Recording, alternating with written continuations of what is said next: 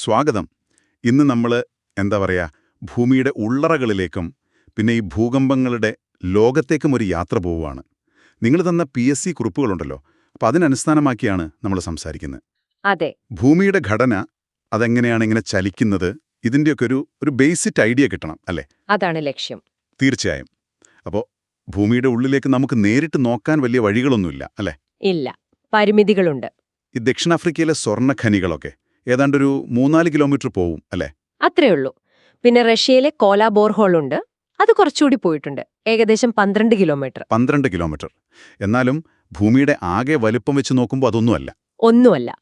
പിന്നെ കടലിനടിയിൽ ഡ്രില്ല് ചെയ്യുന്ന പ്രോജക്റ്റുകൾ, IODP പോലെയുള്ളവ, അഗ്നിപർവ്വത സ്ഫോടനത്തിൽ നിന്ന് വരുന്ന ലാവ, ഇതൊക്കെ കുറച്ച് വിവരങ്ങൾ തരും, പക്ഷെ പൂർണ്ണമല്ല. അപ്പോൾ പരോക്ഷമായ മാർഗങ്ങളാണല്ലോ പ്രധാനം, ഈ ഭൂകമ്പ തരംഗങ്ങളൊക്കെ. അതെ, അതാണ് ഏറ്റവും പ്രധാനം.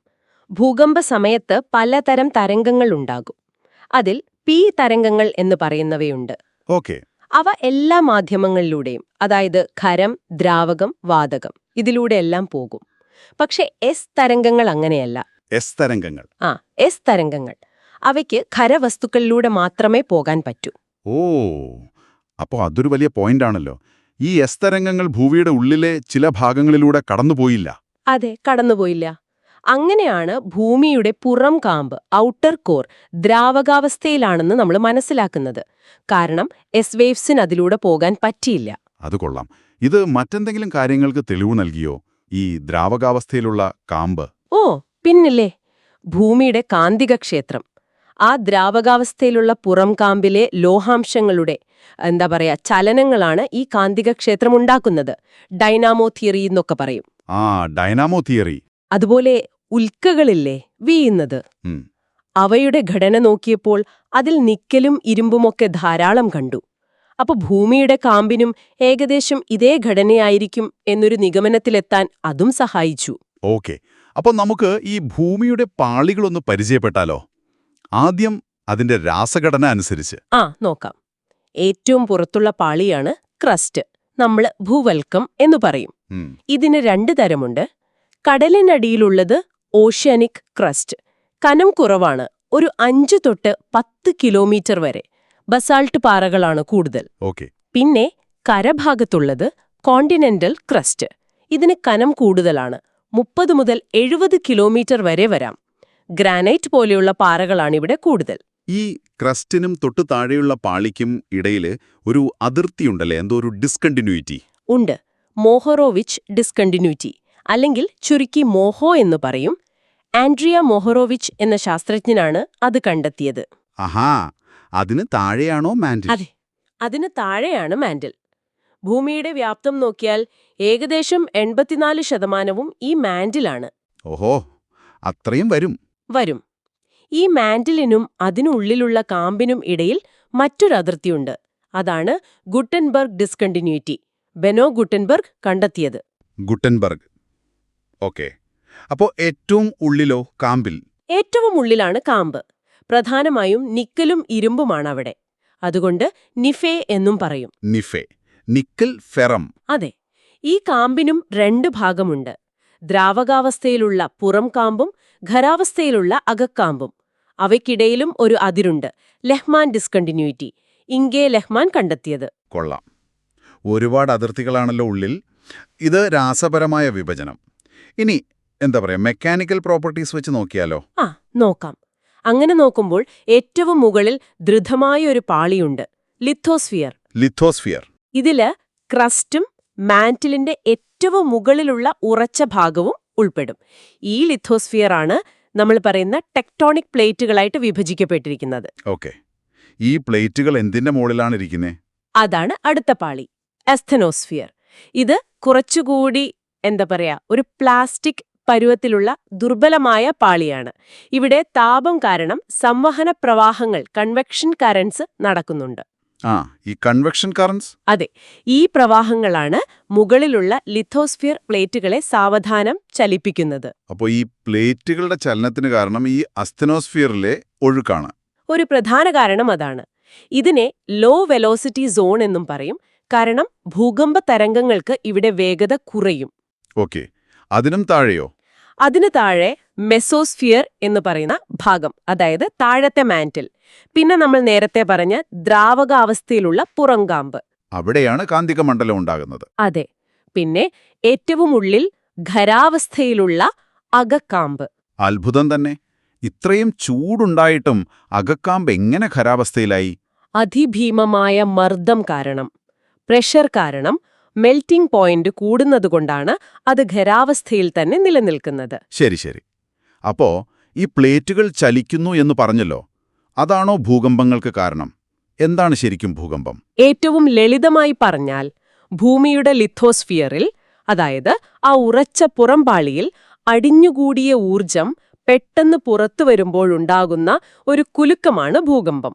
ഊർജം പുറത്തുവരുന്നു. അതെ. ഈ ഭൂകമ്പം തുടങ്ങുന്ന പോയിന്റ് ഉണ്ടല്ലോ ഭൂമിക്കുള്ളിൽ, അതിനെ ഫോക്കസ് അല്ലെങ്കിൽ ഹൈപ്പോസെന്റർ എന്ന് പറയും. ഫോക്കസ്. അതിന് നേരെ മുകളിൽ ഭൂമിയുടെ ഉപരിതലത്തിലുള്ള ബിന്ദുവാണ് എപ്പിസെന്റർ.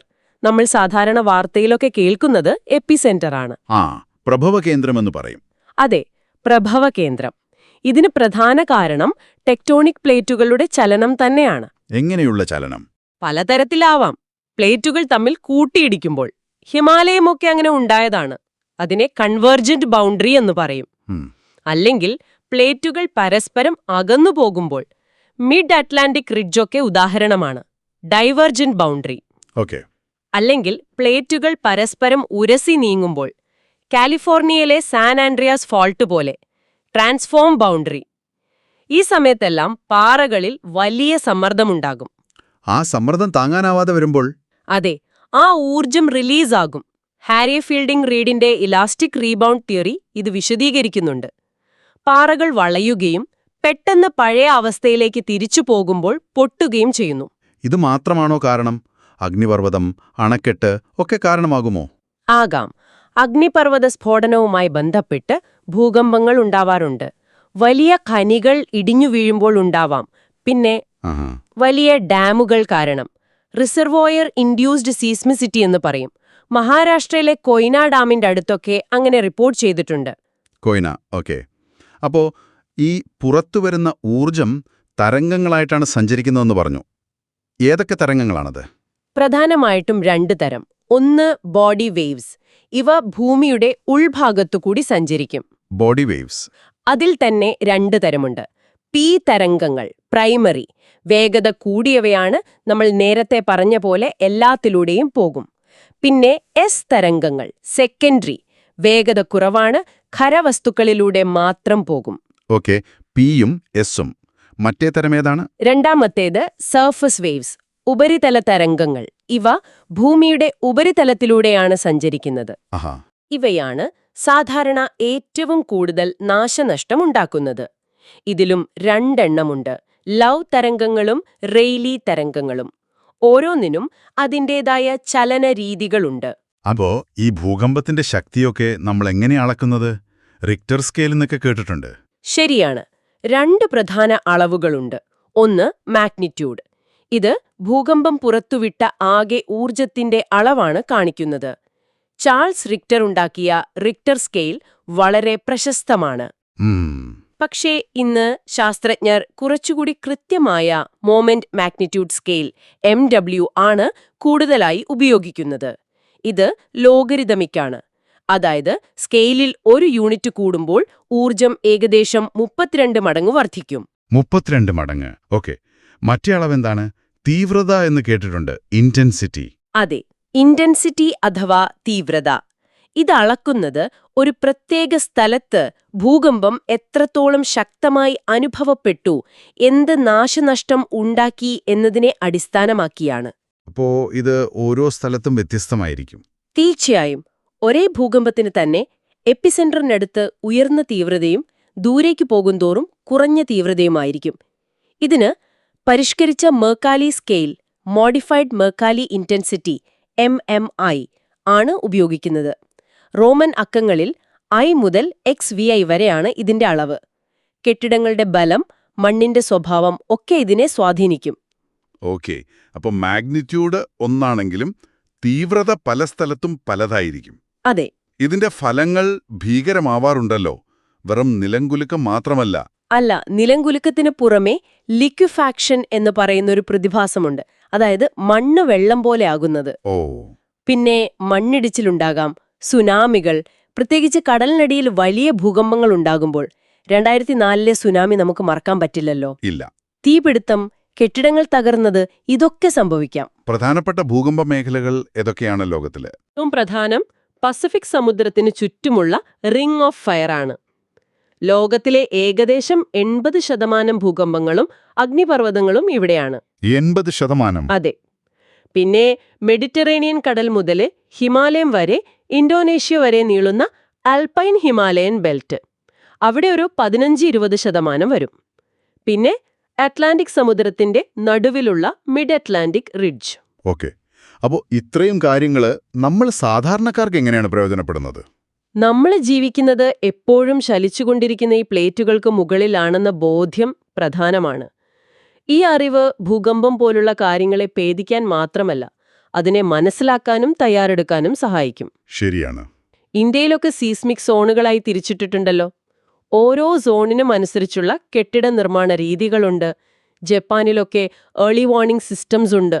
ഇതൊക്കെ ഈ അറിവിൽ നിന്ന് വന്നതാണ്. അപ്പോൾ ചുരുക്കി പറഞ്ഞാൽ ഭൂമിയുടെ ഉള്ളിനെക്കുറിച്ച് നമ്മൾ പഠിക്കുന്നത് പ്രധാനമായും പരോക്ഷ വഴികളിലൂടെയാണ്, പ്രത്യേകിച്ച് ഭൂകമ്പ തരംഗങ്ങൾ വഴി. അതെ. അത് ഭൂമിക്ക് പല പാളികളുണ്ടെന്നും അവ ചലിക്കുന്നുണ്ടെന്നും ആ ചലനമാണ് ഭൂകമ്പങ്ങൾക്ക് കാരണമെന്നും കാണിച്ചു തന്നു. കൃത്യം. ഈ ഭൂകമ്പങ്ങളെ നമ്മൾ മാഗ്നിറ്റ്യൂഡ് വെച്ചും പുറത്തുവന്ന ഊർജം ഇന്റൻസിറ്റി വെച്ചും അനുഭവപ്പെട്ട പ്രകമ്പനം അളക്കുന്നു. ഭൂകമ്പം പ്രവചിക്കാൻ പറ്റുമോ? പൂർണ്ണമായിട്ടും കൃത്യമായിട്ടും പ്രവചിക്കാൻ നമുക്കിപ്പോഴും സാധിച്ചിട്ടില്ല. എവിടെയൊക്കെ സാധ്യത കൂടുതലുണ്ട്, എത്ര വലിയ ഭൂകമ്പം ഉണ്ടാകാം എന്നൊക്കെ പറയാം. പക്ഷേ എപ്പോഴുണ്ടാകും എന്ന് കൃത്യമായി പറയാൻ പറ്റില്ല.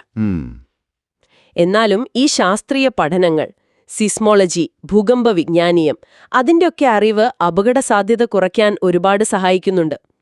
റോബർട്ട് മാലറ്റാണ് സീസ്മോളജിയുടെ പിതാവെന്നറിയപ്പെടുന്നത്. ഓക്കെ. അപ്പോ കേൾക്കുന്നവർക്കായി ഒരു ചോദ്യം അല്ലെങ്കിൽ ഒരു ചിന്ത പങ്കുവച്ചാലോ? ആകാം. നമ്മൾ പറഞ്ഞല്ലോ, ഭൂമിയുടെ അകക്കാമ്പ് ഭയങ്കര ചൂടാണെങ്കിലും വലിയ മർദ്ദം കാരണം ഖരാവസ്ഥയിലാണെന്ന്. ഇതുപോലെ നമ്മുടെ സൗരയൂഥത്തിലെ മറ്റ് ഗ്രഹങ്ങളിലോ ഉപഗ്രഹങ്ങളിലോ ഒക്കെ നമ്മളിപ്പോൾ ചിന്തിക്കുന്നതിലും അപ്പുറത്തുള്ള ഭൗതിക സാഹചര്യങ്ങൾ ഉണ്ടാകാൻ സാധ്യതയുണ്ടോ? ഒരുപക്ഷേ എന്താ പറയുക, ഖരരൂപത്തിലുള്ള വാതകങ്ങളോ മറ്റോ എന്തായിരിക്കും അല്ലേ? അതൊരു നല്ല ചോദ്യമാണ്. പ്രപഞ്ചം അത്ഭുതങ്ങൾ നിറഞ്ഞതാണല്ലോ. സാധ്യതകളുണ്ട്. കൂടുതൽ പഠനങ്ങൾ നടക്കുമ്പോൾ പുതിയ കാര്യങ്ങൾ നമ്മൾ അറിയുമായിരിക്കും.